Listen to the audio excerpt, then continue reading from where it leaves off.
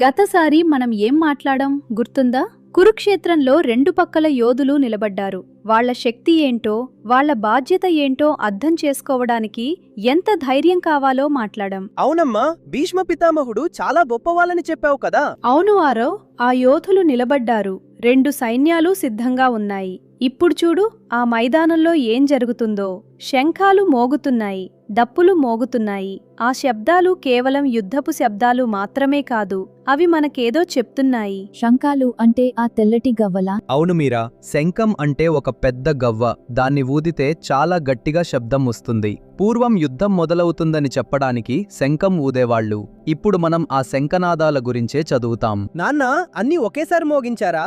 అదే చూద్దాం కదా, అమ్మ చదువుతుంది. అయనేషు చ సర్వేషు యథాభాగమవస్థితాః భీష్మమేవాభిరక్షంతు భవంతః సర్వ ఏవహి. దుర్యోధనుడు అక్కడ నిలబడి తన సేనాపతులందరికీ ఒక మాట చెప్తున్నాడు.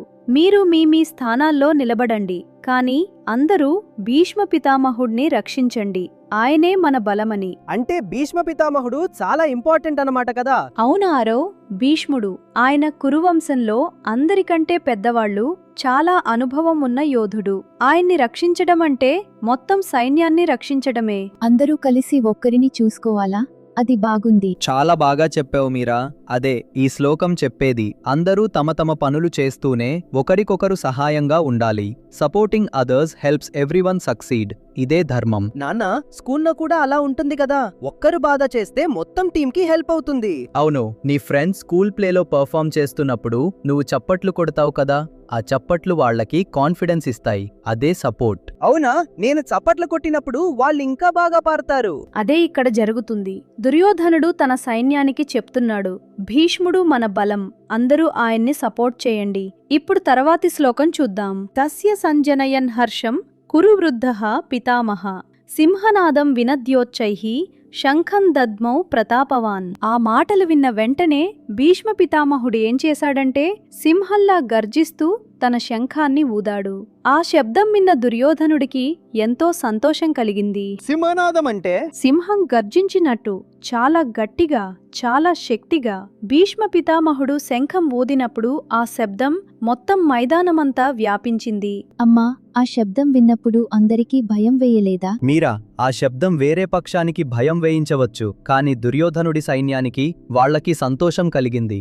ఎందుకంటే భీష్మ పితామహుడు వాళ్ల వైపు ఉన్నారు. అంటే ఆయన ధైర్యం అందరికీ ఇచ్చింది కదా నాన్న. సరిగ్గా, ఒక్కరి ధైర్యం చాలా మందిని ఇన్స్పైర్ చేయగలదు. Courage can inspire others to be Brave. అదే ఈ శ్లోకం చెప్పేది. భీష్మ పితామహుడు శంఖం ఊదాడు, అది ఒక్క పని చేసింది, కాని అందరికీ ధైర్యం వచ్చింది. అవును మీరా, ఒక్క చర్య, ఒక్క శబ్దం, అది మొత్తం సైన్యపు మనసు మారిపోయేలా చేసింది. ఇప్పుడు చూడండి తర్వాత ఏం జరిగిందో. తతః శంఖాశ్చ భేర్యశ్చ పణవానక గోముఖాః సహసైవాభ్యహన్యంత సశబ్దస్తుములోభవత్. భీష్ముడు శంఖం ఊదిన వెంటనే అన్ని వైపుల నుండి శంఖాలు, డప్పులు, బాకాలు, నగారాలు అన్నీ ఒకేసారి మోగాయి. ఆ శబ్దం మొత్తం మైదానమంతా నిండిపోయింది, గందరగోళంగా, హడావిడిగా. అబ్బా, అన్నీ ఒకేసారి మోగాయా? అది ఎంత గట్టిగా ఉంటుందో.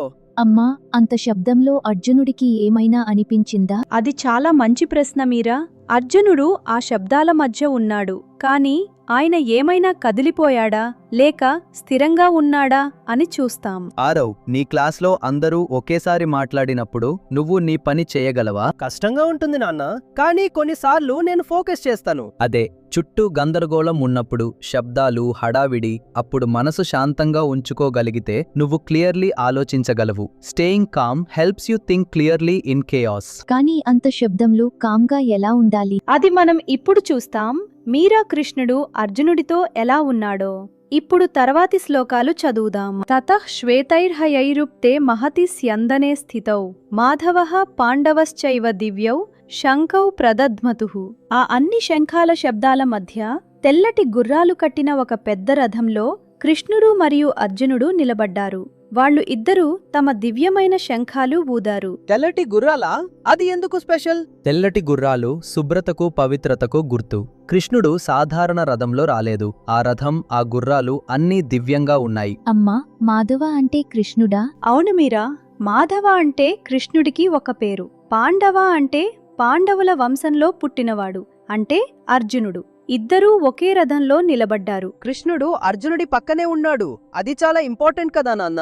చాలా ఇంపార్టెంట్ ఆరో. అన్ని వైపుల నుండి శబ్దాలు, గందరగోళం, కాని కృష్ణుడు అర్జునుడి పక్కన స్థిరంగా ఉన్నాడు. ఆ స్థిరత్వమే అర్జునుడికి శక్తి. నాకు భయంగా ఉన్నప్పుడు అమ్మ పక్కన ఉంటే నాకు కూడా అలా అనిపిస్తుంది. అవును నా బంగారం. ఇప్పుడు తర్వాతి శ్లోకం చూద్దాం. ఆ శంఖాలకు పేర్లు ఉన్నాయి. పాంచజన్యం, హృషీకేశో, దేవదత్తం, ధనంజయః, పౌండ్రం దద్మౌ, మహాశంఖం, భీమకర్మ, వృకోదరః. ఇప్పుడు చూడండి, కృష్ణుడు తన శంఖాన్ని ఊదాడు. దాని పేరు పాంచజన్యం. అర్జునుడు తన శంఖాన్ని ఊదాడు. దాని పేరు దేవదత్తం. భీముడు చాలా శక్తివంతమైన యోధుడు. ఆయన పౌండ్రం అనే మహాశంఖాన్ని ఊదాడు. అమ్మా, శంఖాలకు పేర్లుంటాయా? అది నాకు తెలియదే. ఉంటాయి ఆరవ్. ఆ శంఖాలు సాధారణమైనవి కాదు, అవి దివ్యమైనవి. అందుకే వాటికి పేర్లు ఉన్నాయి. హృషికేశ అంటే కృష్ణుడా? అవును మీరా, హృషీకేశ అంటే మనసులను నడిపించేవాడు అని అర్థం. అది కృష్ణుడికి పేరు. ధనంజయ అంటే ధనాన్ని జయించినవాడు. అది అర్జునుడికి పేరు. నాన్న, కృష్ణుడి శంఖం ఎందుకు స్పెషల్? భీష్మ పితామహుడి శంఖం కంటే వేరేగా ఉంటుందా? మంచి ప్రశ్న.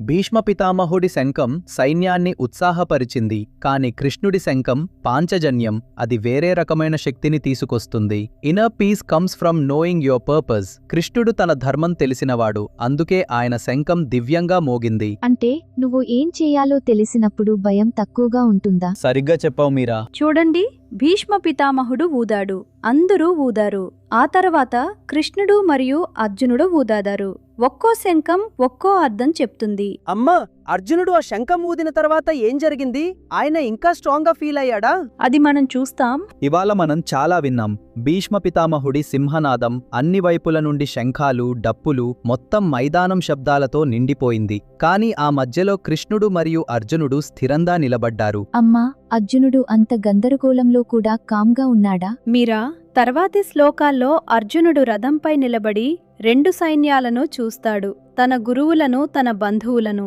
అప్పుడాయన మనసులో ఏం జరుగుతుందో చూస్తే నీకు ఆశ్చర్యం వేస్తుంది. ఏమైందమ్మా? ఆయనకు భయం వేసిందా? అది మనం చూద్దాం.